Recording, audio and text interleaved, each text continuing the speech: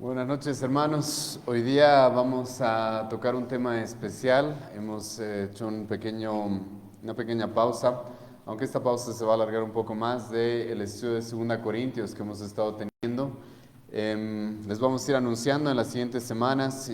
Probablemente vamos a tener una pequeña suspensión de quizás un mes de la reunión que tenemos los días miércoles, pero les vamos a ir anunciando eso más adelante. Y hoy día, hermanos, he querido tocar un tema que creo que es muy importante. No creo, estoy seguro que es muy importante, sí. Y es el tema del cristiano y la batalla cultural, o el cristiano y la cultura.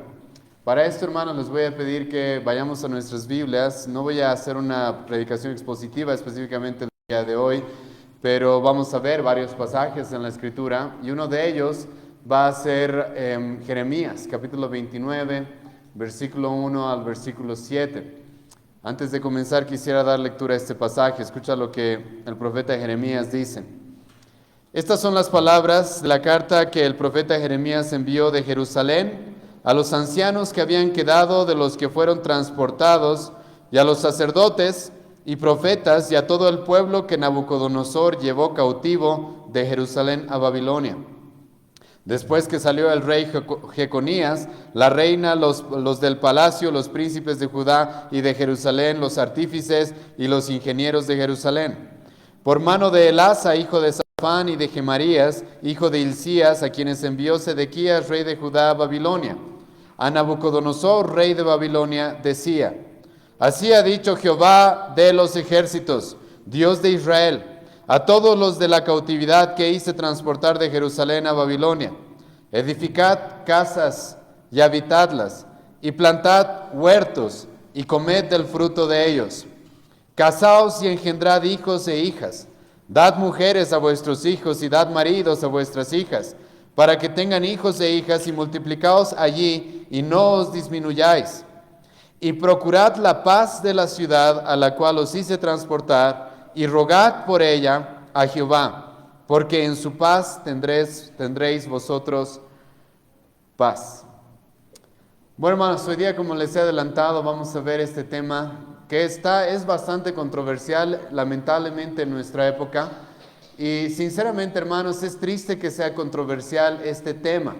El tema de cuál es la responsabilidad que el cristiano tiene en la sociedad no debería ser muy controversial. Es más, no ha sido muy controversial en muchas eras, en muchas épocas y en otras generaciones del cristianismo.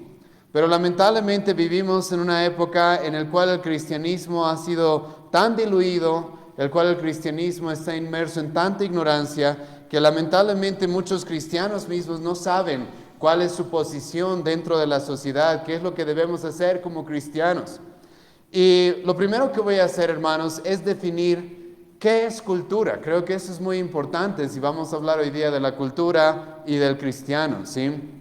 Cultura, hermanos, la palabra cultura viene de la palabra cultivar, y se la utiliza, hermanos, para hacer referencia a los pensamientos, el conocimiento que dirige una sociedad, que dirige las acciones de una sociedad, que dirige las costumbres o las políticas incluso de una sociedad. Una vez más, cultura son los pensamientos, el conocimiento que dirige las acciones, costumbres y políticas de una sociedad. Y la cultura, hermanos, es la expresión de lo que se conoce como una cosmovisión. La gente, hermano, todos tenemos de alguna u otra manera una cosmovisión. ¿Qué es una cosmovisión, hermano? Es la manera en la que vemos el mundo, ¿sí? La manera en la que vemos el mundo.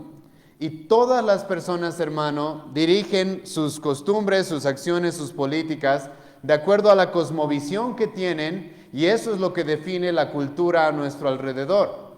Entonces, si resulta que tenemos nosotros una cosmovisión, digamos, marxista, ¿sí? Eso va a dirigir nuestro pensamiento, eso va a dirigir la forma en la que nosotros nos vivamos en sociedad. Resulta que yo tengo una cosmovisión católica, ¿sí? Eso va a dirigir la forma en la que actúo, la forma en la que hago las cosas, lo que acepto, lo que no acepto, lo que quiero, lo que no quiero, lo que rechazo, lo que dejo que entre dentro de mi familia, dentro de mi hogar, dentro de la sociedad, dentro de la educación. La cosmovisión es aquello que, la forma en la que la persona, el individuo ve el mundo y cree que debería organizarse, cree que cuál debería ser su orden. Y eso es importante porque esto está muy ligado con la cultura, ¿sí? Y estos dos conceptos, hermano, quisiera que los mantengamos a lo largo de toda la exposición del día de hoy. Cultura y cosmovisión. Porque como he mencionado, la cosmovisión de una sociedad es la que va a definir la cultura y eso es lo que va a dirigir, y esto es muy importante, hermanos. Mucha gente cree, saben, como cristianos a nosotros, qué nos afecta a la sociedad, qué nos afecta lo que pase en lo político, en el gobierno, en qué nos afecta, ¿sí? Pero hermano, la cosmovisión de una sociedad, de un país, la cultura de una sociedad, de un país, va a ser lo que dirija lo que se enseña en las escuelas. Creo que eso nos afecta un poco, ¿sí o no? Porque eso tiene que ver con cómo se va a formar a las siguientes generaciones. Bueno, la cosmovisión, la cultura en la que vivimos, la cual dirige el pensamiento de los políticos, la cual dirige el pensamiento de los gobernantes, de los profesores de colegios, de universidad, va a definir lo que se enseña en esas escuelas. Asimismo, la cosmovisión, la cultura de una sociedad va a definir las políticas públicas que se implementen en una nación. Hermanos, esto va a afectar en las leyes que tengamos. Entonces, si resulta que alguien es parte de una cultura, de un pensamiento, de una cosmovisión inmoral, adivina qué clases de leyes se van a implementar. Leyes inmorales. Si una persona tiene una cosmovisión injusta, ¿sí?, la cual no define la justicia de manera correcta, ¿qué clase de leyes se van a implementar? Se van a implementar leyes injustas. Y creo, hermanos, que eso nos afecta a todos, porque querramos o no, vivimos en un país, vivimos en una nación, estamos bajo gobernantes, los cuales la Biblia nos manda que nos sujetemos, y vamos a vivir en sociedad, y las cosas que se implementen, las políticas públicas que se implementen, nos van a afectar. Así también, hermanos, la cosmovisión, la cultura de las personas que nos rodean, define la sociedad en la que vivimos. Si es una sociedad justa, injusta, moral, engañosa, una sociedad digna de confianza, con virtudes o sin virtudes. Y esto es muy importante, hermano, para todo lo que vamos a ver en esta noche. ¿Por qué? Porque lamentablemente voy a representar el día de hoy 3 posiciones que creo que son equivocadas que la iglesia ha tomado acerca de este tema de la cultura o la sociedad. Una de estas posiciones, hermano, es lo que yo defino como un espíritu monástico, o algunos también le llaman pietista. ¿Qué es esto? ¿Sí? No estamos en una iglesia pentecostal, no estoy diciendo, hermanos, de que están dominados por algún tipo de demonios las personas o algo así, no. Cuando me refiero a un espíritu monástico, me estoy refiriendo de que hay personas, lamentablemente, en el contexto cristiano, las cuales, no sé si ustedes conocen este concepto monástico, nos lleva al pasado, a la etapa de los monjes, ¿sí?, los cuales se encerraban en monasterios, porque querían separarse de la sociedad, alejarse de todo lo mundano, y entonces vivir encerrados en 4 paredes, dedicarse solamente a la lectura de la Biblia, a la oración y nada más, ¿sí? Y entonces estas personas creían ser muy santas, creían ser muy espirituales, creían estar verdaderamente sirviendo a Dios. Eso, hermanos, como voy a mostrar en un momento, es una gran equivocación. Y lamentablemente en nuestra época, hermanos, se ve de que muchas iglesias, si bien no se cierran en monasterios como aquellas épocas, pero utilizan la iglesia como si fuera un monasterio. Creen que la fe cristiana es todo lo que hacemos dentro de las 4 paredes de la iglesia. La fe cristiana es lo que hacemos durante el día domingo en las reuniones que tenemos. La fe cristiana es lo que hacemos durante las reuniones que tenemos en la semana, ¿sí? Y luego tú escuchas a algunos cristianos decir, mi trabajo secular, por ejemplo, o mis estudios seculares, como que lo que hago en la iglesia es divino, es espiritual, pero cuando yo salgo de la iglesia y tengo otro trabajo, ahí esto es secular, eso ya no le pertenece a Dios, eso ya no le pertenece, ya no está bajo la jurisdicción del cristianismo, de la religión. Eso, hermano, es un espíritu monástico, ¿sí? Y por eso es que en muchas iglesias tú vas a escuchar esto, por ejemplo, de que involucrarse en política es pecado. En muchas iglesias incluso hablar de política es pecado. Involucrarse en temas sociales es pecado. Y la gente utiliza frases que suenan interesantes, como que no somos de este mundo, nuestro reino está más allá, entonces nosotros no nos importa más o menos lo que pasa en este mundo porque estamos esperando a nuestro Salvador que regrese. Y entonces lo único que debemos hacer es evangelizar y luego todo lo demás es pérdida de tiempo, no nos metamos en discusiones políticas, sociales, culturales, porque no importan y más bien nos ensucian, ¿sí? Más bien eso es lo que he escuchado de algunas personas, ¿sí? Nos ensucian. Eso es un error, como voy a mostrar más adelante cuando hablemos del fundamento bíblico de la batalla cultural y el cristiano. Ahora hay otro error, hermano, que también se ha dado en nuestros días. Es otro extremo, completamente el otro extremo. De personas que se quieren encerrar en la iglesia y creen que todo lo espiritual tiene que ver con lo que hacemos los domingos, a personas, hermano, que quieren usar la iglesia literalmente para tomar el poder, ¿sí? Más o menos para llegar al poder y dominar completamente una nación. Ahora, cuando tú estudias la teología de estas personas, vas a encontrar de que tienen, sinceramente, mucha mejor base bíblica que aquellos que quieren alejarse de la sociedad. Pero lamentablemente han llegado a errores que son muy nocivos. En nuestro mismo país, es más, en nuestra ciudad y en este momento en la ciudad de Cochabamba, se levantó un hombre que se llama Alberto Mansuetti, ¿sí? Este hombre, hermano, no es un teólogo sano para nada.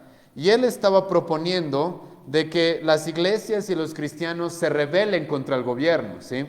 Se rebelen y los cristianos ya no paguen impuestos. Es más, yo tuve una discusión con este hombre en una sesión que él estuvo dando aquí en nuestra ciudad, en la cual él estaba llamando a los cristianos a no pagar impuestos, a no hacer lo que la Biblia nos dice. La Biblia nos dice que pagamos impuestos, Romanos capítulo 13, y más o menos que nos rebelemos contra el gobierno, que busquemos hacer un golpe de Estado, o incluso, escucha, que la iglesia se convierta en una academia de políticos.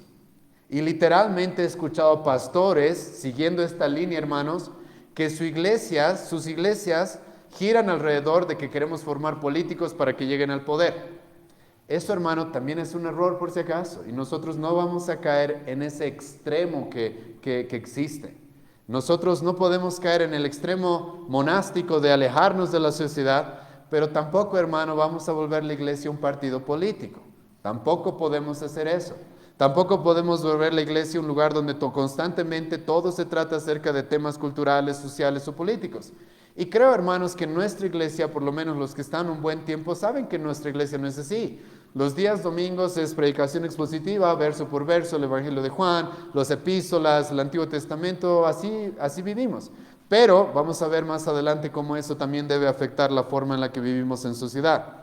Ahora, también he visto que hay otro error, ¿sí? Y otro error de personas que tienen buenas intenciones, pero que lamentablemente atacan lo que hoy día voy a presentar como la postura correcta acerca de cómo el cristiano debe abordar temas culturales. Hay personas las cuales dicen, ¿sabes? Tú solo predica el Evangelio, solo predica el Evangelio. Y ellos ven una dicotomía. ¿Qué es esta dicotomía? Que o predicas el Evangelio o te involucras en la batalla cultural, una de las dos. Entonces te dicen, ok, obviamente predicar el Evangelio suena mucho mejor que involucrarme en la batalla cultural. Entonces ellos te dicen, tú predica el Evangelio nada más. ¿Y qué te importa lo que están haciendo los gobernantes? ¿Qué te importa lo que está pasando en las escuelas? ¿Qué te importa lo que está pasando en el mundo? Tú predica el Evangelio y así las cosas van a cambiar. Hermanos, debemos predicar el Evangelio. El Evangelio es poder de Dios para salvación. El Evangelio es el único mensaje el cual puede transformar verdaderamente los corazones de una sociedad perdida.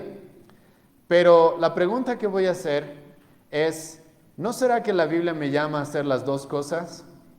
¿No será que la Biblia me llama, uno, a dedicarme a predicar el Evangelio, como también a confrontar el error? Y hermano, escucha, creo que parte de predicar el Evangelio es confrontar el pecado, ¿sí o no? Creo que parte de predicar el Evangelio es confrontar el error de las personas, es mostrarles su maldad, ¿sí o no? Entonces yo le hago esta pregunta a aquellas personas que dicen, ¿para qué te involucras a hablar de temas como el tema de la ideología de género, los LGBT, el tema del marxismo, socialismo, la justicia social, la teoría crítica de la raza o ese tipo de cosas sociales, culturales? ¿Qué te metes a eso? Tú predicas el Evangelio. Y mi pregunta es, ¿será posible de que quizás la Biblia nos manda a que hagamos las dos cosas? ¿Será posible que quizás la Biblia nos manda que prediquemos el Evangelio y que también seamos sal, que evitemos que nuestra sociedad se pudra, que seamos luz y alumbremos todas aquellas cosas que pertenecen a las tinieblas? ¿Será que tal vez la Biblia nos manda las dos cosas? Y lo que voy a argumentar el día de hoy, hermanos, es de que la Biblia nos manda las dos cosas. Es más, tú cuando estudies la Biblia vas a ver de que el apóstol Pablo, por ejemplo, hizo estas dos cosas. El apóstol Pablo predicó el Evangelio. Él mismo dijo, ay de mí si no predico el Evangelio. Él mismo dijo, mi mensaje es Cristo y este crucificado. Pero ¿has leído las epístolas del apóstol Pablo? Él va a hablar del gobierno, él va a hablar de la familia, él va a hablar de la sociedad, él va a hablar del trabajo, la ética laboral, la economía. Pablo va a hablar hasta incluso de la sexualidad. Entonces, ¿qué pasó ahí? ¿No que solamente había que predicar el Evangelio y lo demás no tenía importancia? ¿Qué pasó ahí? ¿Por qué, Pablo, te metiste a hablar acerca de la inmoralidad en la que han caído las naciones paganas? ¿Por qué? Si solamente había que predicar el Evangelio. ¿Por qué, Pablo, te metiste a hablar de la familia, de la sexualidad? ¿Por qué, Pablo, te metiste a hablar acerca de lo que el gobierno no debe hacer? De cómo el cristiano debe lidiar con los gobiernos civiles. ¿Por qué Pablo hizo eso? Y la respuesta, hermano, es obvia. Juan el Bautista es un ejemplo también de esto. Juan el Bautista predicó el Evangelio, preparó el camino para Cristo, y cuando vio a sus gobernantes estar en pecado, ¿qué hizo? ¿Qué hizo? Le dijo a Herodes, y con voz muy fuerte, eres un adúltero y no te es permitido vivir de esa manera. No es correcto. Eso hizo Juan el Bautista, no hizo Juan el Bautista. ¿Qué hizo Daniel en el Antiguo Testamento? Sí, Daniel nos dio las profecías, Daniel habló del Mesías, Daniel habló de un Mesías del cual iba a morir por nosotros. Sí, Daniel predicó acerca de eso y fue usado por Dios para predicar eso. Pero el momento en el que él estaba en Babilonia y resulta que Nabucodonosor impuso leyes injustas, ¿qué hizo Daniel? ¿Qué hizo Daniel? ¿Se quedó callado sin hacer nada? No, se opuso a esas leyes injustas junto con sus amigos, ¿o no? Y Daniel, hermano, es muy interesante su historia. Algún momento vamos a estudiar más a fondo. Porque el rey Nabucodonosor le prohíbe a la sociedad orar. Perdón, no era el rey Nabucodonosor, era otro de los reyes, era un rey asirio. Y este rey le prohíbe a la sociedad orar, a nadie más que a él. ¿Y qué va a hacer Daniel? La última vez que leí mi Biblia, hermano, Jesucristo dijo que no hay problema que oremos secreto ahí metidos en nuestro closet. Pero Daniel, ¿qué va a hacer? Va a orar en su ventana. ¿Por qué va a hacer eso? Porque quiere dejar muy claro, yo no me voy a someter a leyes injustas que van en contra de lo que Dios ha mandado. Y lo voy a hacer público y lo voy a mostrar, aunque eso me resulte en persecución y en sufrimiento. Los profetas, hermanos del Antiguo Testamento, al mismo tiempo que predicaron la gracia y la misericordia, al mismo tiempo que predicaron acerca de Cristo, confrontaron el pecado de las sociedades, confrontaron el pecado de los gobernantes y ni siquiera solamente de los reyes judíos, sino que incluso confrontaron el pecado de los reyes paganos. Y tú vas a encontrar eso claramente en los escritos de los profetas. Y hermano, se puede realizar las dos cosas.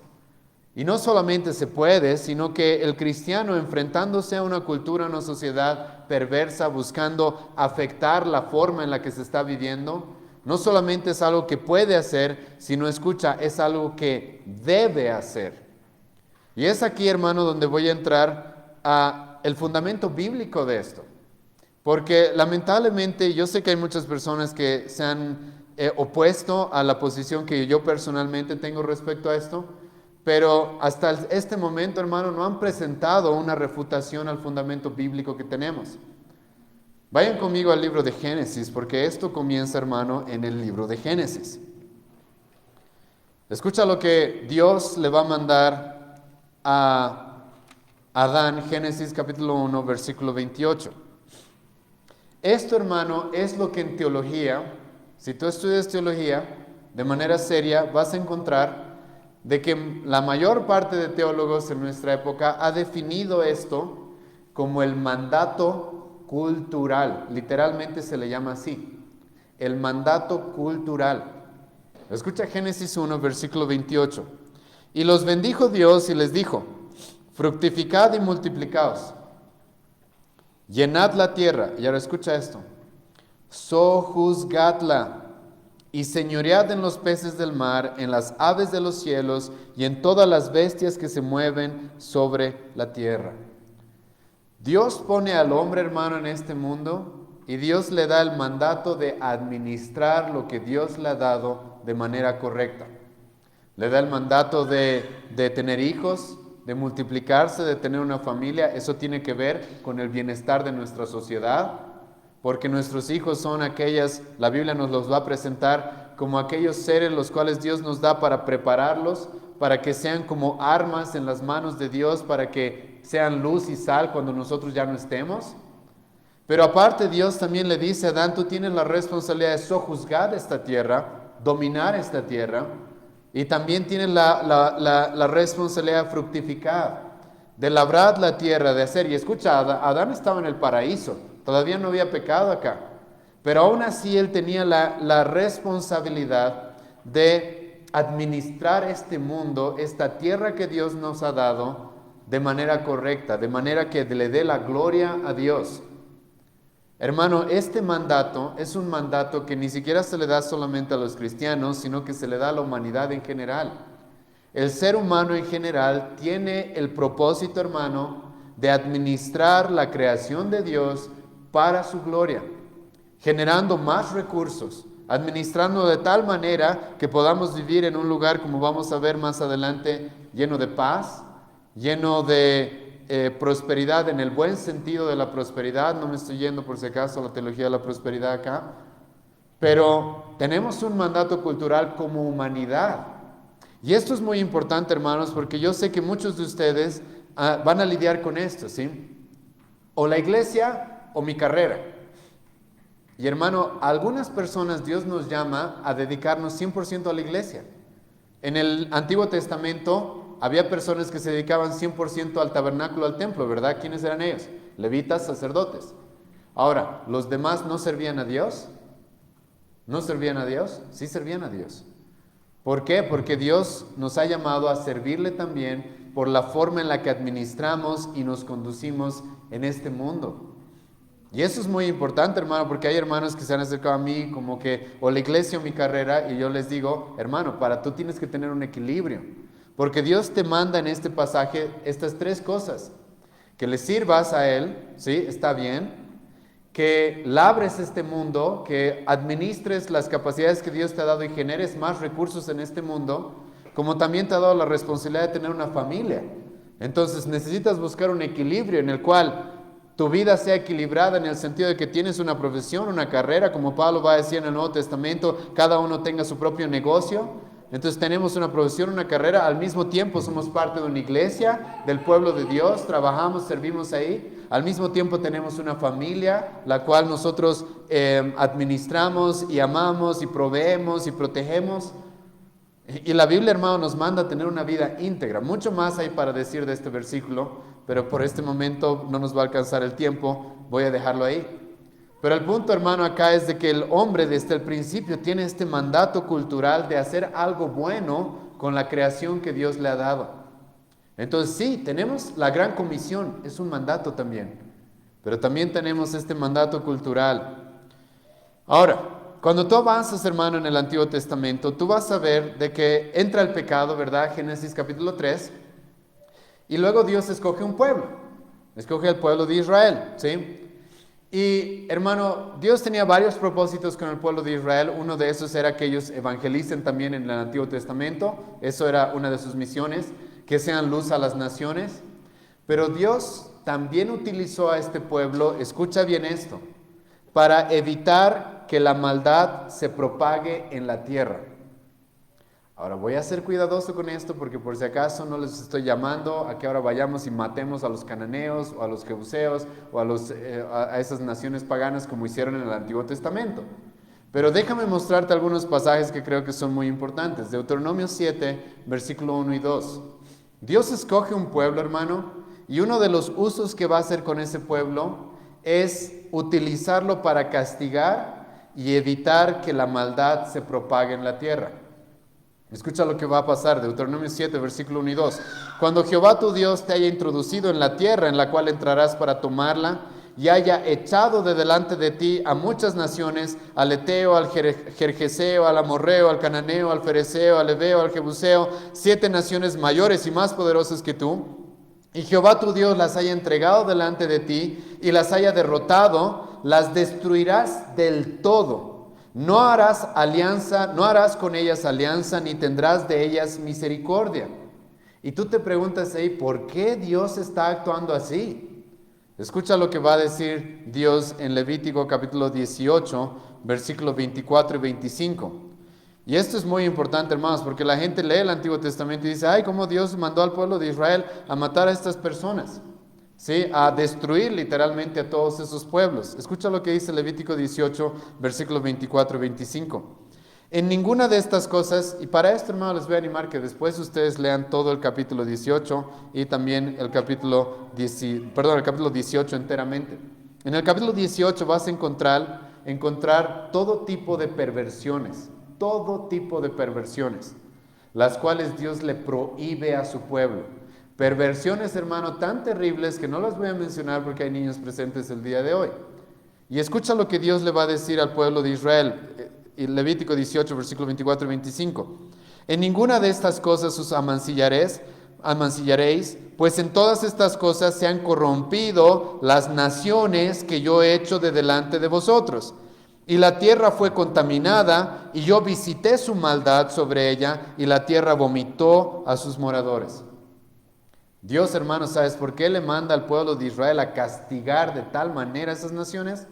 Porque habían caído en tal tipo de inmoralidad, la cual Dios utilizó a su pueblo para detener esa inmoralidad, para detener esa maldad, para que no se propague más.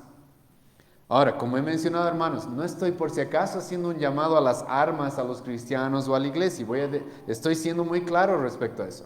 Pero solamente estoy usando este ejemplo en el Antiguo Testamento para mostrar, creo que es muy claro, de que Dios en su momento, de una manera especial, no lo niego, utilizó a su pueblo para limitar la maldad que se estaba expandiendo en el mundo. Eso, hermano, es muy, muy claro. Ahora, nosotros, hermano, no vamos a ir y destruir a las naciones, estamos llamados más bien a ir y predicarles el Evangelio y llevarlas a la salvación. Pero este sentido de que el pueblo de Dios debe ser de beneficio para que el mundo no se corrompa más, como vamos a ver en un momento, hermano, esto es algo continuo a lo largo de toda la Escritura. Vayan conmigo ahora en Jeremías, al pasaje que hemos leído al principio de esta exposición, Jeremías capítulo 29, versículo 7. Escucha el versículo 7 y déjame darte un poco el contexto. El pueblo de Israel está cautivo en una nación pagana, ¿sí? Nación pagana. El pueblo de Israel ya no puede defenderse como antes, ya no tiene un ejército como antes, sí, es una etapa muy difícil para ellos. Y está bajo el dominio de Nabucodonosor, está bajo el dominio de un rey idólatra, de un rey que no conoce a Dios. ¿Te suena familiar? No sé si te sientes identificado, ¿sí? Están en esa posición. Y escucha lo que dice versículo 6. Y hermano, espero que traigas a tu memoria el mandato cultural que hemos visto en Génesis 1. Porque aquí se repite eso. Se repite casi exactamente. Jeremías 29, versículos 6 y 7. Casaos, engendrad hijos e hijas. Dad mujeres a vuestros hijos y dad maridos a vuestras hijas. ¿Te acuerdas lo que dijo en Génesis? Multiplicaos, llenad la tierra. Escucha el versículo 7. Procurad la paz de la ciudad a la cual os hice transportar, y rogad por ella a Jehová, porque en su paz tendréis vosotros paz. Ahora, hermano, el contexto de este versículo es muy importante. ¿Por qué? Porque si tú lees los profetas, vas a encontrar de que Dios le ha prometido al pueblo de Israel un reino, ¿sí o no? ¿Le ha prometido eso? Dios le ha prometido al pueblo de Israel de que un día va a llegar un rey y un reino. Esto es muy importante, porque es una situación muy parecida a la tuya y a la mía. Yo también estoy esperando un rey, estoy esperando que regrese, estoy esperando su segunda venida, estoy esperando el cielo nuevo y la tierra nueva, ¿sí? Los judíos, hermanos, estaban esperando igual lo mismo. Los profetas, el mismo profeta Jeremías, Isaías, Ezequiel, les van a decir, Dios los va a castigar, pero Dios les promete un reino y va a llegar ese rey y va a llegar ese reino. Este pueblo sabía de que tenía promesas de un rey eterno, como se le prometió a David, 2 Samuel capítulo 7. Pero a pesar de que ellos tenían la esperanza de un mejor reino, ¿qué les dice Dios que hagan mientras estaban en este reino? En el reino de Nabucodonosor, ¿qué les dice? Pónganse sus mochilitas y enciérrense en sus casas esperando que llegue ese reino. No les dice eso. Sí, este pueblo es advenedizo, son peregrinos en esa nación, pero Dios les dice, ¿saben? Procuren la paz de esa ciudad. Y aquí, hermano, hay varias palabras importantes. La palabra procurar, ¿sabes qué significa? Buscar. Significa cuidar. Significa de manera diligente yo buscar que algo suceda en mi ciudad. Esa palabra no la podemos pasar simplemente. La palabra hebrea darash significa eso. Y ahora, ¿qué es lo que tiene que buscar este pueblo en medio de una nación pagana? La paz.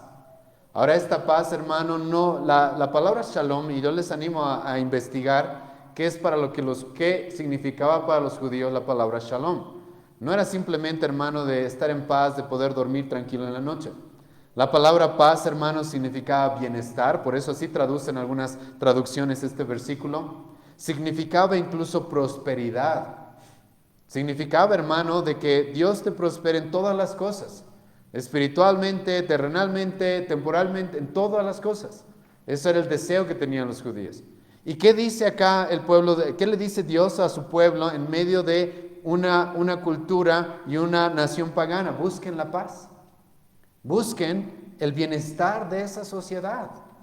Busquen el bienestar y la prosperidad de esa sociedad. Ahora, por si acaso, no está diciendo prométanle la prosperidad de esa sociedad. Eso hacen las falsas iglesias. Sí, ven y pacta y prospera, van a prosperar. No, sino que aquí es un llamado a la acción, a la diligencia, de que el pueblo de Dios se esfuerce porque las cosas vayan bien en la sociedad, ¿sí? Como vamos a ver más adelante cómo hacer también. El profeta Ezequiel, vayan conmigo a Ezequiel, capítulo...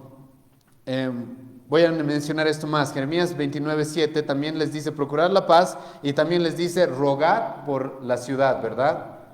Ahora vayan conmigo a Ezequiel, capítulo 22, versículo 30. La sociedad está muy mal, hermano, en este punto. En el capítulo 22 de Ezequiel, la sociedad está terrible. Falsos maestros, falsos profetas, falsos sacerdotes, los gobernantes son sumamente corruptos, violentos, malvados, inmorales. Tú puedes leer eso en todo este contexto de Ezequiel 22, ¿sí? La sociedad se ha corrompido, el pueblo está mal. ¿Qué le manda? ¿Qué le pide? ¿Qué dice Dios que estaba esperando que haya en esa sociedad? Dios está a punto de condenarla, está a punto de juzgarla, y escucha lo que Dios le va a decir. Y busqué entre ellos hombre que hiciese vallado y que se pusiese en la brecha delante de mí a favor de la tierra. Estas dos cosas se presentan en este pasaje. Un hombre que hace vallado. ¿Qué significa hacer vallado? Significa construir, hermano, una muralla. ¿Para qué? Para evitar que el mal se propague, para proteger al pueblo de todo lo que estaba sucediendo, de toda la maldad que había dentro de los gobernantes, dentro de la religión y la sociedad en general. Alguien que busque hacer algo para que las cosas cambien. Y ahora al mismo tiempo, Dios va a decir, estoy buscando un hombre que construya un vallado y que se ponga en la brecha entre el pueblo y yo. Eso significa orar. Eso significa alguien que va a orar al Señor por el bienestar de su sociedad, del lugar donde está. En el Nuevo Testamento, hermano, no por nada se nos llama a ser sal y luz, como vamos a ver en un momento, y al mismo tiempo se nos llama, según 1 Timoteo capítulo 2, a orar por nuestros gobernantes, a orar por ellos, por su salvación, porque tengan sabiduría para hacer las cosas de manera correcta. Y entonces Dios le dice al pueblo de Israel, estoy buscando un hombre que haga eso para que no los destruya, y lamentablemente Dios va a decir, no lo hallé. No lo hallé. Y en nuestra época, hermano, yo sinceramente tengo un gran miedo de que esto suceda. De que Dios vea hombres que están orando para no hacer, o que están haciendo sin buscar orar, ¿sí? Y muchas veces pasa eso.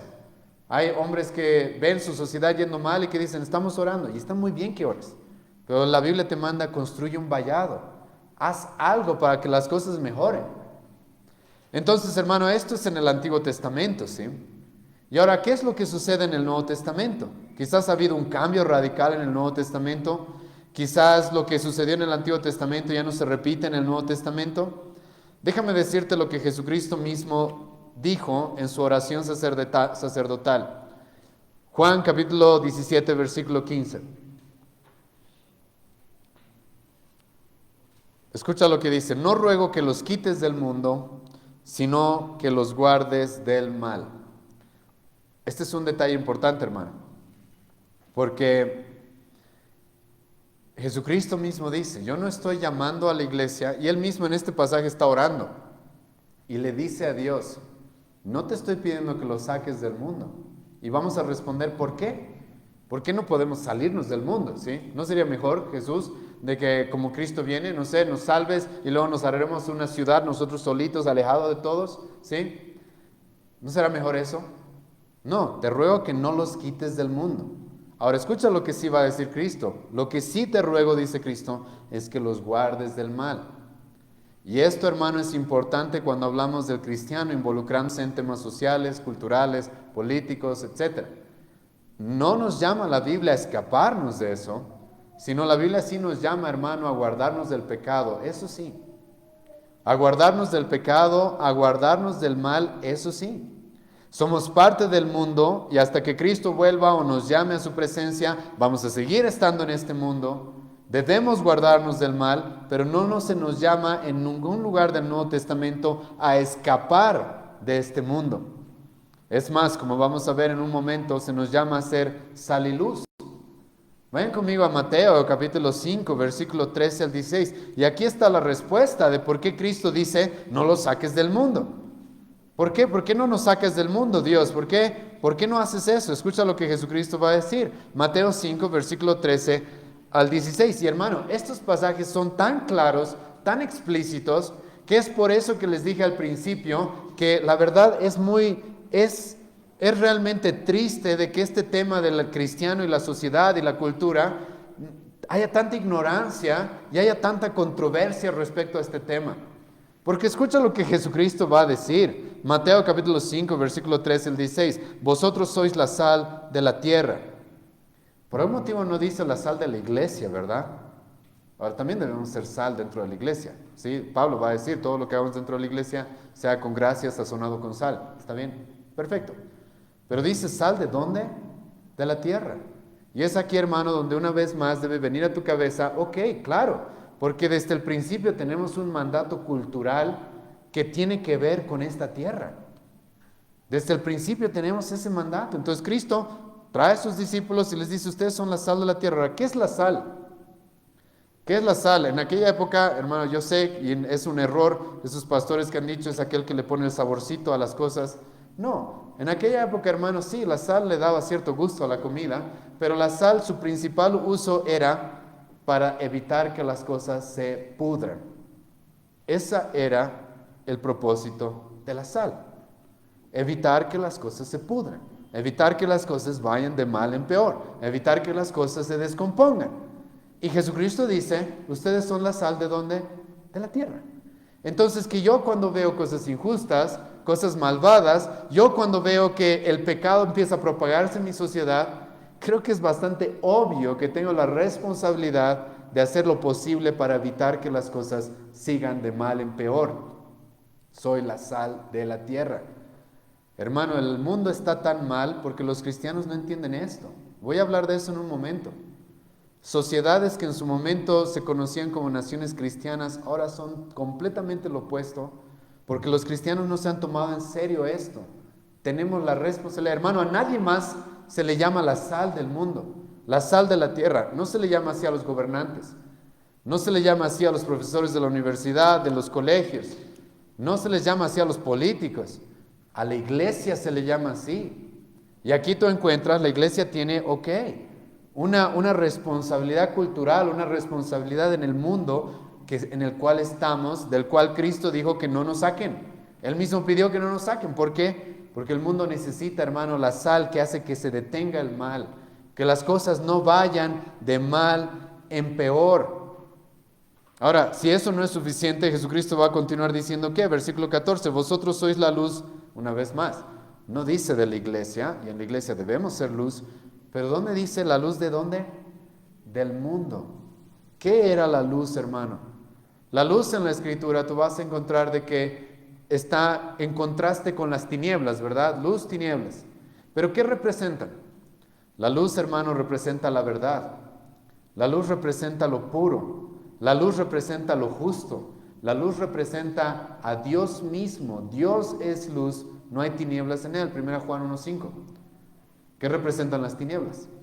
El error, las mentiras, el pecado, la ceguera. Eso representan las tinieblas.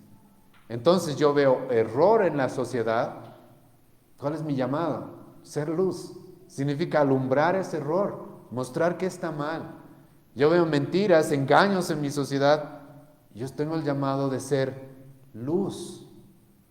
Hermano, esto es muy importante. Y todavía no he terminado de dar todos los argumentos bíblicos. Pero hermano, este pasaje solamente debería ser suficiente. Y no entiendo por qué hay tanto debate en nuestra época respecto al cristiano y la cultura, si se puede meter, si debe iluminar y debe evitar que las cosas se corrompan afuera. No entiendo por qué, porque Jesucristo aquí es muy claro. Y es más, Cristo va a decir que nuestra luz, hermano, sea lo más pública posible. Lo más pública posible. Escucha el versículo 15. Ni se enciende una luz y se pone debajo del almud, sino sobre un candelero y alumbra a todos los que están en casa. Hermano, literalmente Jesucristo dice que su luz sea lo más pública posible. Ahora, todos tenemos diferentes, hermanos, dones, ¿sí? No les estoy diciendo ahora, cada uno de ustedes, no sé, búsquese una radio, un canal de televisión, o ábrase un canal de YouTube o algo así. No les estoy diciendo eso. Cada uno tiene diferentes capacidades, talentos que puede usar en diferentes lugares. Cada uno tiene diferentes dones. Pero la luz del cristiano nunca es algo escondido, sino es algo público. Es algo que se habla, se dice, se manifiesta. Nunca es algo que se mantiene escondido, sino ¿de qué sirve la luz? ¿De qué sirve la luz? John Stott, un teólogo que creo que la mayor parte de las iglesias reformadas lo respetan, él dijo esto, hermano, en una exposición justo sobre estos pasajes. Él dijo, ¿saben, iglesia? Cuando ustedes ven el mundo, él dijo, cuando ustedes digamos que ven una casa, ¿sí? Y esa casa está en tinieblas, está en completa oscuridad. ¿A quién vas a echar la culpa? ¿A las tinieblas o a la falta de luz? ¿Quién es responsable? Es la falta de luz. Y su ilustración tenía que ver con que cuando vemos un mundo corromperse de la forma en la que se corrompe, no culpes a los pecadores exactamente, ¿sí? A veces la culpa es la falta de luz, la falta de que no hay cristianos los cuales cuando ven el pecado, ven el error, ven la maldad, ven la mentira, en cualquier ámbito en el cual Dios nos ponga, no hacemos nada. Sea en nuestro trabajo, sea en nuestra familia, sea en nuestra comunidad, sea donde Dios nos ponga, no hacemos nada. Nos callamos y nos encerramos y nos ocultamos más bien. Eso, hermano, no es algo a lo que Jesucristo nos ha llamado. Ahora, ¿te acuerdas, hermano, la definición que yo he dado de cultura al principio? La cultura son los pensamientos y el conocimiento que dirigen las acciones, las costumbres y las políticas de una nación. Pregunta, hermano, ¿de dónde la sociedad o una nación debería sacar sus políticas, por ejemplo? ¿De dónde? ¿Deberían aprenderlas de Marx? Él tiene la verdad. O si quieren de un opositor a Marx, podemos hablar, no sé, de Friedman, ¿sí? De él tal vez tienen que aprender, ¿sí? ¿De dónde es que la sociedad debería aprender y ganar el conocimiento para actuar? ¿De dónde? Escucha lo que la Biblia dice, hermano, acerca de la iglesia. Y esto es muy importante porque yo sé que muchos de ustedes están diciendo de la palabra de Dios, lo cual es correcto, pero escucha lo que se dice acerca de la iglesia. Primera Timoteo capítulo 3, versículo 15. Y aquí es donde yo me pregunto, ¿por qué hay cristianos que dicen que la iglesia no tiene ninguna responsabilidad? Porque escucha lo que Pablo va a decir acerca de la iglesia. Para que si tardo sepas cómo debes conducirte en la casa de Dios, que es la iglesia del Dios viviente, escucha, columna y baluarte de la verdad. El apóstol Pablo va a decir, la iglesia es aquella que sostiene la verdad, aquella que mantiene la verdad. Y si tú conoces un poco del contexto de 1 Timoteo, sabes de que en Éfeso había un gran templo que hasta el día de hoy es una de las grandes 7 maravillas del mundo antiguo, el templo de Diana o de Artemisa, el cual era un templo que toda la región podía ver y que tenía como 127 columnas gigantescas, todavía tiene, sosteniendo un techo gigantesco. Y toda la sociedad podía ver ese templo. Era muy llamativo. Y Pablo a la iglesia de Éfeso le dice a Timoteo, conociendo esa ilustración, ustedes son las columnas y la iglesia es la columna y el baluarte de la verdad. Una vez estaba discutiendo con alguien y me decía, ¿por qué tú tienes estas posiciones políticas? ¿Sí? Y yo le dije, bueno, es que la Biblia me muestra esto, me muestra aquello. Y me decía, no, pero es que no estoy de acuerdo con esto. Y esta persona me decía, es que, no sé, algún autor, ¿sí? Algún sociólogo o filósofo, sobre todo francés, dice lo contrario. Y yo le decía a esta persona, ¿de dónde yo debería sacar la verdad para yo tener un conocimiento correcto, por ejemplo, del gobierno, de la familia, o de la iglesia, o de lo que sea? ¿De dónde yo debería sacar esa verdad? Lo obvio es la Biblia, ¿verdad? La Biblia es la suma de la palabra de Dios, es la verdad. Entonces ahí encontramos la verdad. Voy a hablar de eso en un momento. Pero ¿quiénes son los responsables de sostener esa verdad? ¿Quiénes son, hermano? La iglesia. La iglesia es la responsable de mostrar qué es lo que la Biblia dice, ¿o no? La iglesia es la responsable de predicar. Eso es predicar la luz. Y hermanos, si la iglesia no tiene, es por eso que luego tienes políticos que se paran a querer hablar de la Biblia y en lugar de decir tesalonicenses, dicen tesalonienses, ¿sí? Porque no saben la Biblia, no conocen la Biblia, no conocen la Escritura. ¿Y quiénes son los que tienen la Escritura y deben sostenerla en la sociedad? Es la iglesia, hermano.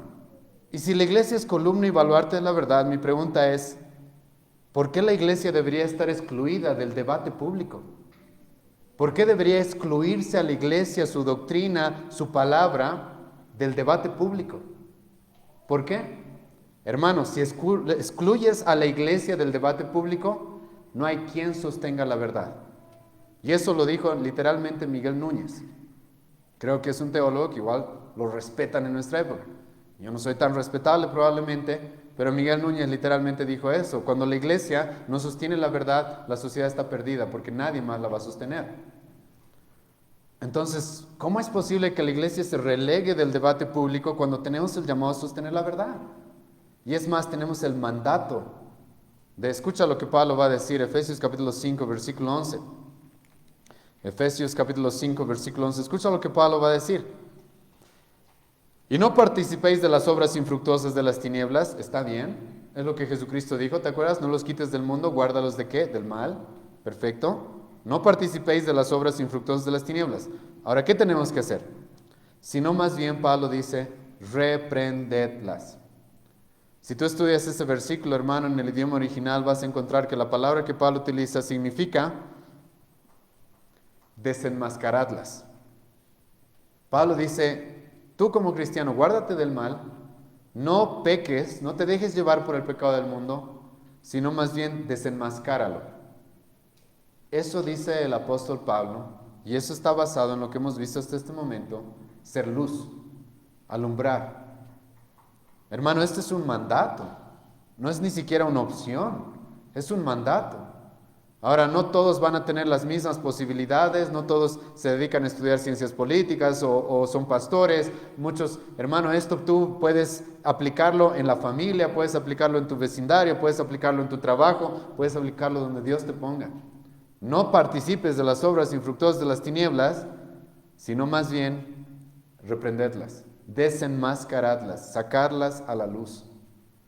Hermano, si la iglesia no hace eso, ¿quién va a hacer eso? Los incrédulos más bien, hermano, lo que quieren es socapar el pecado, socapar la maldad, ocultar la verdad. ¿Has escuchado eso, Romanos capítulo 1? Es eso lo que los incrédulos quieren. ¿Quiénes son los llamados a sacar a la luz el engaño, el error, las obras infructuosas de las tinieblas? Nosotros. Hermano, eso es muy obvio. Ahora, a esto, hermano, también hay que agregarle de que la iglesia necesita una cosmovisión bíblica del mundo que lo rodea. Hace poco acabo de escuchar a Sugel Michelin hablar. Creo que es un teólogo igual que la gente respeta, ¿sí? Y voy a citar literalmente lo que él dijo. Él dijo literalmente esto: lamentablemente hay cristianos que dicen, que creen que el cristianismo son 3 pasos para llegar al cielo.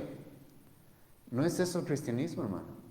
Sí, Cristo te va a salvar y te regala la vida eterna y el cielo, pero ¿qué es lo que Cristo quiere que hagas aquí y ahora? Creo que quiere que vivas para su gloria, ¿verdad? Creo que quiere que aprendas a darle la gloria en todo lo que eres, ¿o no?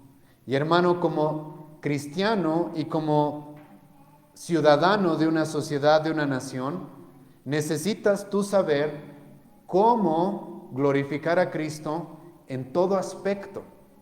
Todo aspecto. Y cuando tú estudias la Escritura y el Evangelio, y es aquí donde unimos el Evangelio, hermano, el Evangelio está llamado a afectar todo lo que eres.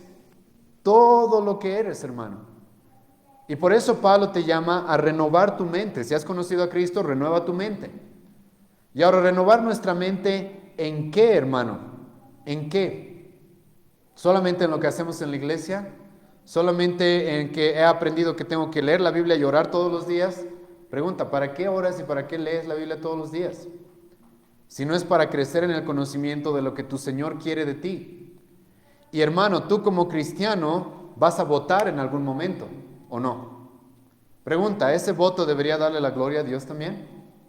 ¿Debería darle la gloria a Cristo también o no? O a Cristo no, solamente lo glorifico cuando canto los himnos el día domingo. Creo que Pablo dice que entreguemos nuestra vida en sacrificio vivo, ¿verdad? Ese es nuestro culto racional. Entonces, todo lo que hago debe buscar glorificar a Cristo.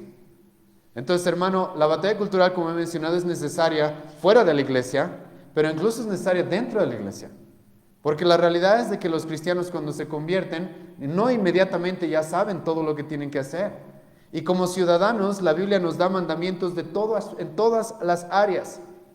Y realmente es triste, hermano, de que en muchas iglesias cristianas, los cristianos, el momento de votar, como estoy mencionando, algo que va a afectar a nuestra sociedad, nuestra familia, la educación, etcétera, no piensan bíblicamente, sino para votar, lo único que piensan es qué color me gusta más a veces, qué candidato me parece más carismático. He escuchado yo personas, ¿sí?, de que no quieren votar, no sé, por el Doria Medina porque les parece, no sé, les da un poco de gracia y no le tienen respeto, pero no ven sus políticas. No estoy defendiéndolo por si acaso, no voten por él. Pero votan por otro partido, ¿por qué? Porque me siento identificado, porque tal vez el candidato tiene mi color de piel, el candidato tiene un apellido parecido al de mi familia, y no piensan, a ver, ese candidato, ¿qué hará? ¿Qué hará en nuestra sociedad? ¿Será un buen servidor de Dios que fomente cosas que a Dios le agradan? Yo he tenido problemas, y lo he mencionado en otras circunstancias, el 2019, y he tenido problemas lamentablemente con iglesias bíblicas, porque había iglesias bíblicas que estaban diciendo: cristianos, voten por Carlos Mesa, de manera pública, voten por Carlos Mesa, hay que votar por él. Ahora no estaban diciendo literalmente su nombre, sino estaban diciendo voten por el mal menor. Entonces teníamos al MAS y Carlos Mesa. ¿Cuál era el mal menor? Carlos Mesa, ¿sí? Y decían, hay que votar por el mal menor. Y yo les dije, un momento, a ver, yo he leído las propuestas de Carlos Mesa y son casi iguales a las propuestas del MAS. Carlos Mesa es apoyado por los de la izquierda, por el MBL, por el FRI, por personas que han sido parte del Foro de Sao Paulo. Carlos Mesa es un progresista. Carlos Mesa quiere fomentar el aborto, quiere fomentar la inmoralidad, el movimiento LGBT en nuestra nación. ¿Por qué votaríamos por él? ¿Cuál es el fundamento bíblico para votar por él? No había respuesta. Y se enojaron conmigo y que, Álvaro, cállate, ¿cómo vas a decir que estamos equivocados? No, no, es que yo quiero glorificar a Cristo con mi voto y creo que no estoy glorificando a Cristo cuando estoy votando por alguien que quiere matar niños en el vientre de sus madres. Creo que no estoy glorificando a Cristo para nada si hago eso. Pero hermano, los cristianos en nuestra época no saben cómo reaccionar. No saben, no entienden y simplemente creen que cuando voto o las otras cosas seculares que hago, eso no es parte de mi vida cristiana, sí, eso es lo secular para mí. Pero hermano, escucha lo que Pablo va a decir, 2 Corintios 10, versículo 5. Pablo va a decir, escucha, de que Cristo debe tener dominio sobre cada pensamiento en tu vida. Escucha, eso es lo que Pablo dice. Y por eso nosotros le llamamos a nuestro Señor, a nuestro Salvador, ¿cómo le llamamos? Señor. Significa dueño absoluto de mí. Escucha lo que Pablo va a decir, 2 Corintios 10, 5. Derribando argumentos y toda altivez que se levanta contra el conocimiento de Dios y llevando cautivo todo pensamiento a la obediencia, ¿a quién? A Cristo, hermano. Entonces Pablo dice, todo pensamiento, hermano, debe ser llevado a la obediencia a Cristo. Cuando yo pienso en la política, debería pensar en qué es lo que Cristo dice acerca de la política, qué es lo que a Él le agrada. Cuando yo pienso en temas sociales, debería preguntarme qué es lo que Cristo le agrada. Cuando yo pienso en la educación, debería preguntarme qué es lo que Cristo dice acerca de la educación. Y hermano, la Biblia dice sobre esas cosas, la Biblia habla sobre esas cosas. Ahora, aquí hermano hay un argumento todavía que debemos agregarle más, que también debemos agregarle, perdón. La Biblia creo que nos manda, y perdón que me extienda un poco más de lo normal, pero, y creo que no vamos a terminar el día de hoy, pero la Biblia creo que nos manda, hermano, que amemos a nuestro prójimo, ¿verdad? Creo que todos estamos de acuerdo con eso. ¿Sí? Que amemos a nuestro prójimo, ¿sí? ¿Cómo puedo decir que yo amo a mi prójimo cuando veo que está viviendo en una nación que está llena de mentiras, llena de corrupción, llena de inmoralidad y no hago nada? ¿Estoy realmente amando a mi prójimo? ¿Estoy realmente amando a mi vecino, sabiendo de que está siendo dirigido en una nación la cual lo va a llevar a la pobreza, a la corrupción, a la injusticia, a la inseguridad, a la inmoralidad, y no hago nada? ¿Eso es amar a mi prójimo realmente? Hermano, y aquí es donde yo les animo a estudiar lo que está sucediendo en el primer mundo. Estudien lo que está sucediendo en el primer mundo, hermanos. Los niños están siendo pervertidos en las escuelas. Gente perversa, pervertida, hermano. Se les ha dado por ley el derecho de ellos sentarse a enseñar a los niños. Y tú no puedes decir nada porque si no te meten a la cárcel. ¿Es amar a mi prójimo saber que esta sociedad se está dirigiendo a eso? ¿Es amar a los hijos de mi prójimo sabiendo de que esta sociedad se está dirigiendo a eso y no hacer nada? ¿Eso es amar a mi prójimo? Y hermanos, sinceramente aquí yo les animo a que estudien lo que está pasando en el primer mundo. Las cosas son tan perversas que lamentablemente, porque hay niños acá, no puedo mencionarlas. No puedo mencionarlas. Pero las cosas se han pervertido tanto, hermano, solo voy a mencionar una. Que el año pasado se ganó el premio a la mujer del año un hombre. La gente está completamente en oscuridad. Está completamente ya en tinieblas, hermanos. Y pasan cosas que ni te imaginas. Y pues sobre todo quieren atacar a los niños. Hermano, en los países de primer mundo y por lo que ellos fomentan, 50 millones de niños son sacrificados al año. 50 millones. No se compara nada a Hitler, a Mao, a Stalin, a nadie, a lo que los países de primer mundo están haciendo. Yo no quiero vivir en un mundo así, hermano. Yo creo que es amar a mi esposa, a mis hijos, a mi prójimo, el hacer todo lo posible para que no lleguemos a tal perversidad, ¿o no? Quedarme callado, más bien, hermano, es ser cómplice. Quedarme callado, más bien, lo que demuestra es cobardía. Y ese no es el ejemplo que encontró en Cristo o en cualquiera de sus apóstoles. Ese no es el ejemplo que encontró en cualquier siervo de Dios en el Antiguo o Nuevo Testamento. Y ahora, hermano, escucha, estas naciones en las que están pasando estas perversiones, en su momento eran cristianas. Y estudien la historia, yo he estudiado la historia. Yo sí me he tomado el tiempo de estudiarla. Y hubo épocas, hermano, en las que el cristianismo, los teólogos eran aquellos que estaban por encima de todas las demás ciencias, ¿sí? El teólogo era respetado, el pastor era respetado, a tal grado que la sociedad venía y nos preguntaban para pedir consejo. Y los cristianos pero empezaron a hacerse a un lado y decir, no, nosotros no nos metemos en esas cosas. Que Marx se encargue de enseñar la economía, ¿sí? ¿Qué es lo que se debe hacer? Que los liberales se encarguen de esas cosas. Nosotros no, nosotros la iglesia, el evangelio. Y eso, como dije, es como una excusa, porque ni siquiera han predicado bien el evangelio en esos países. Y se han ido. Tú puedes ver esto de lo que sucedió en el 1500 en Europa hasta nuestra época. Hubieron como segunda, tercera generación de cristianos que se mantuvieron firmes, peleando, luchando, ¿sí? Las cosas cambiaron radicalmente. Gracias a su influencia es que Estados Unidos, Europa pudo prosperar de la forma que prosperó, pero la iglesia empezó a recluirse. A partir del 1800, un poco más, 1900, empezó a recluirse y decir, no, nosotros no nos metemos en esas cosas, ¿sí? Ese es un gran, gran error, hermano. Y ahora, aquí voy a agregar algo más. Hermano, si la Biblia habla de algo, ¿por qué yo me tengo que callar? Si la Biblia habla de política, y mi pregunta es, ¿la Biblia habla de política? Tenemos capítulos enteros que hablan de eso, Deuteronomio 17. Si la Biblia habla de eso, ¿por qué me tengo que callar? Si la Biblia habla te voy a preguntar esto, si la Biblia habla de la familia, ¿tendría que callarme yo y no hablar de la familia? Creo que tendría el derecho de hablar de la familia, ¿sí o no? Si la Biblia habla de la sexualidad, ¿yo puedo predicar eso? ¿Debo predicarlo? Esto es importante, hermano, y aquí voy a mostrar que hay una incoherencia. Porque, por ejemplo, yo en todo este tiempo que he estado de pastor, creo que nadie se ha quejado, hermano, de que una vez a la semana tengamos un tiempo en el cual se da una reunión de familias. Nadie se ha quejado de eso. ¿Por qué? Porque la Biblia habla de la familia, ¿sí o no?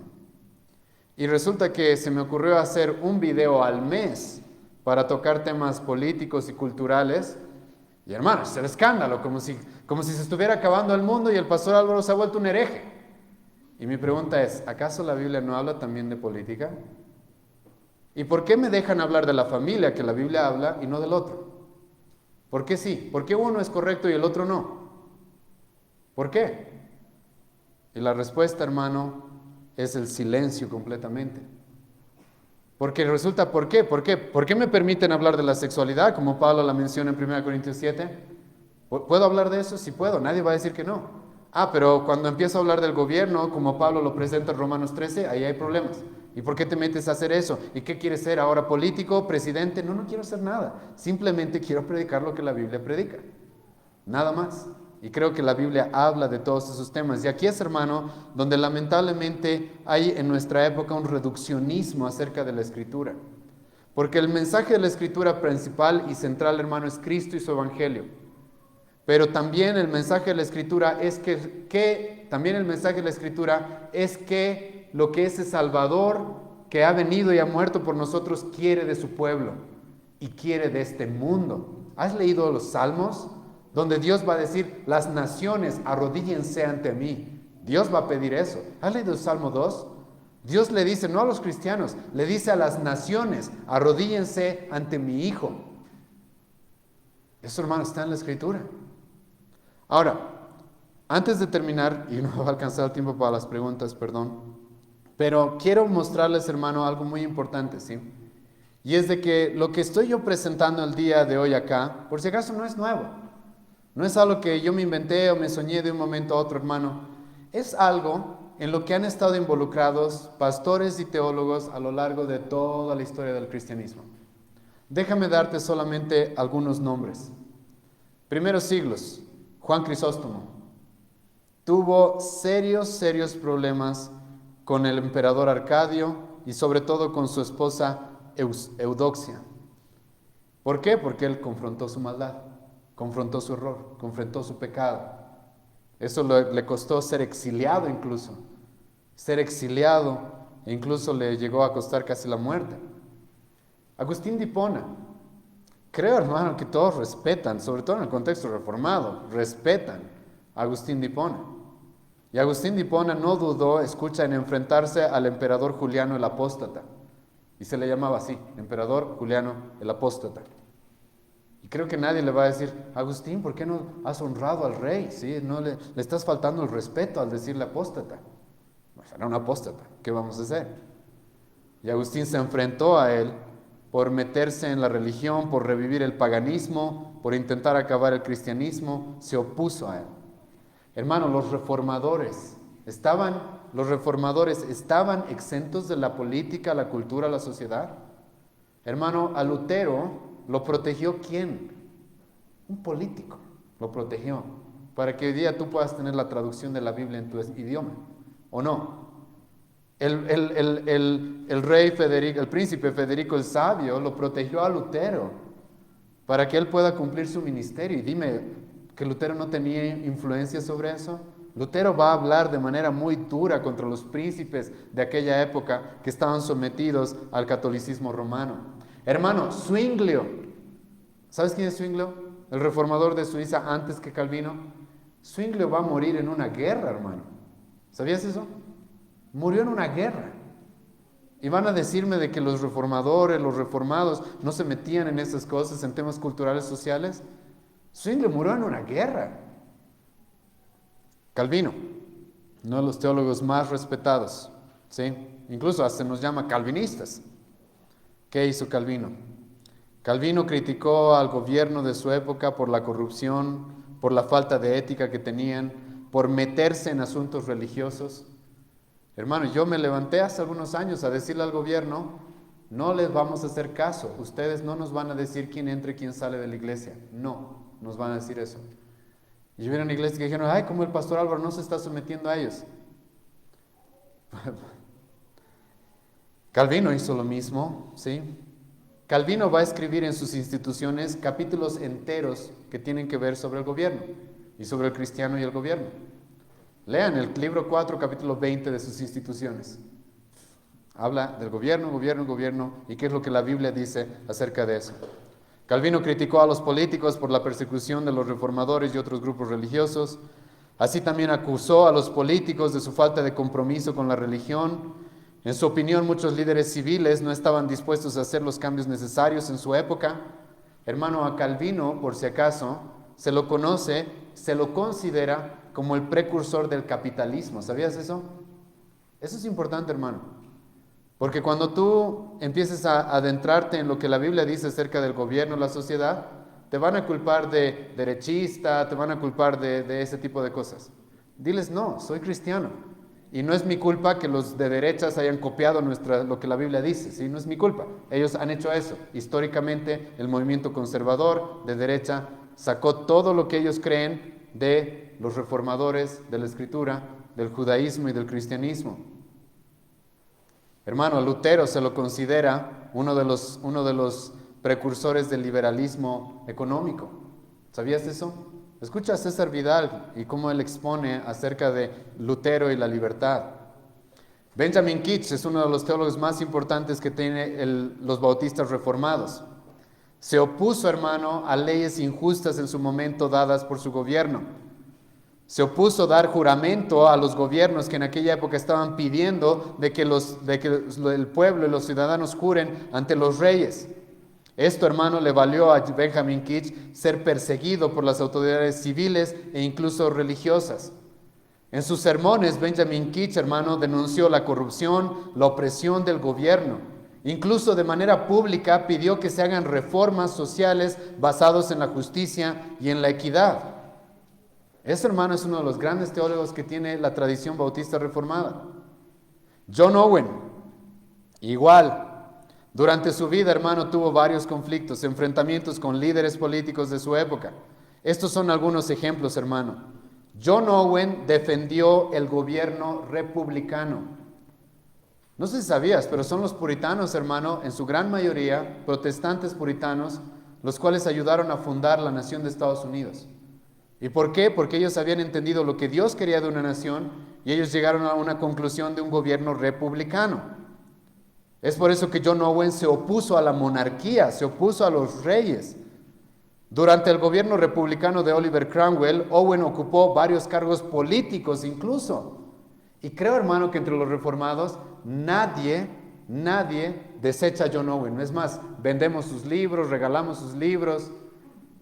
Y mi pregunta es, él hasta ocupó cargos políticos. Y hoy día un pastor se levanta a hablar algo de política y directamente ya está, hereje. Podría decir más de John Owen, les animo, hermanos, a estudiarlo. Jonathan Edwards, ¿qué hizo? Igual. Se opuso a la esclavitud de su época, se puso en contra de las leyes injustas que los gobiernos estaban dando. Jonathan Edwards tuvo sermones y escritos en los cuales denunció la esclavitud como un pecado y como una violación de los derechos humanos. Esto lo llevó a ser criticado por mucha gente, porque había mucha gente que dependía sus riquezas de la esclavitud. Así también Jonathan Edwards defendió la libertad cristiana, se opuso a la idea de que el gobierno pudiera imponer una religión. Es más, Jonathan Edwards tiene un sermón el cual se llama sobre la libertad religiosa, que tiene que ver acerca del gobierno y el gobierno y la iglesia, la política y la iglesia. Él habló de estas cosas. Martin Lloyd Jones, para los que no lo conozcan, conózcanlo, es un gran predicador y alguien que ha verdaderamente inspirado a muchos predicadores en nuestra época. Es más, los más grandes teólogos de nuestra época, todos dicen, he sido muy inspirado por Martin Lloyd Jones. Ahora estoy usando una hipérbole, pero la gran mayoría dicen eso. Martin Lloyd Jones, hermano, se opuso al aborto en su momento, y Martin Lloyd Jones es un teólogo del siglo pasado. Se opuso al aborto en contra de lo que el gobierno quería. Escribió sermones y tuvo escritos en los cuales denunció la ley del aborto como algo completamente contrario a la escritura. Escucha, Martin Lloyd Jones, incluso en su época, apoyó una huelga de mineros. Resulta que vio en su nación, Gran Bretaña, de que los mineros no estaban siendo bien tratados, y él apoyó una huelga que hasta el día de hoy se conoce como la huelga más grande que tuvo la nación de Gran Bretaña. Y él apoyó una huelga. Es más, hasta envió una carta abierta defendiendo el derecho de los trabajadores a organizarse y luchar por mejores condiciones. Creo que eso es meterse en las cosas sociales, ¿sí o no? Y él lo hizo, y no sé por qué nadie lo condena a él. Así también Martin Lloyd Jones se opuso en su momento a los cambios sociales que estaban ocurriendo. La revolución sexual, el feminismo, se opuso abiertamente en contra de esas cosas. Martin Lloyd Jones incluso se opuso a la guerra de Vietnam. Se levantó y le dijo a su gobierno, no es correcto que vayan a esa guerra. ¿Por qué te metes en esas cosas? Déjalos. No, ellos no veían su trabajo como pastor como algo que debía ser relegado, el hablar temas sociales y temas culturales. Hermano, y así podría mencionar muchos más, y de nuestra época. En nuestra época, hermano, lo que yo hago por si acaso no es nuevo. Pastores como Tom Ascol, James White, Buddy Bockham, Josh Buice, Albert Muller, Susan Michelin, John MacArthur, todos ellos han estado involucrados y todavía siguen involucrándose en temas culturales, sociales, políticos, cuando es necesario. Ahora, hermano, escucha, no pongas tu esperanza por si acaso en este mundo, porque estamos esperando uno mejor. Pero espero, hermano, haya quedado claro de que no debemos caer en el extremo de pensar de que el cristiano no tiene ninguna responsabilidad con este mundo, con esta cultura, con la sociedad. ¿Y qué tal, hermano, si evangelizamos este mundo, llenamos el mundo de Cristo y de su evangelio, al mismo tiempo que buscamos el bienestar de nuestra sociedad? ¿Qué tal si hacemos eso?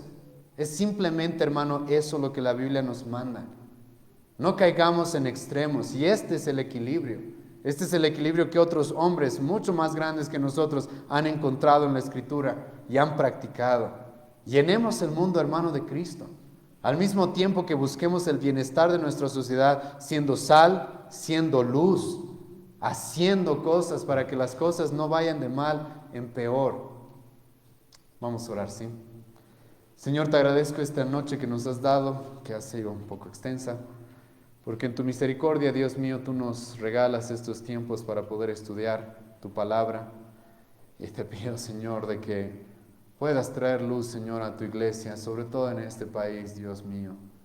En este país, en esta Bolivia, en esta ciudad, La Paz, en la cual hay tanta controversia, incluso entre iglesias, entre hermanos, entre pastores que deberían trabajar juntos.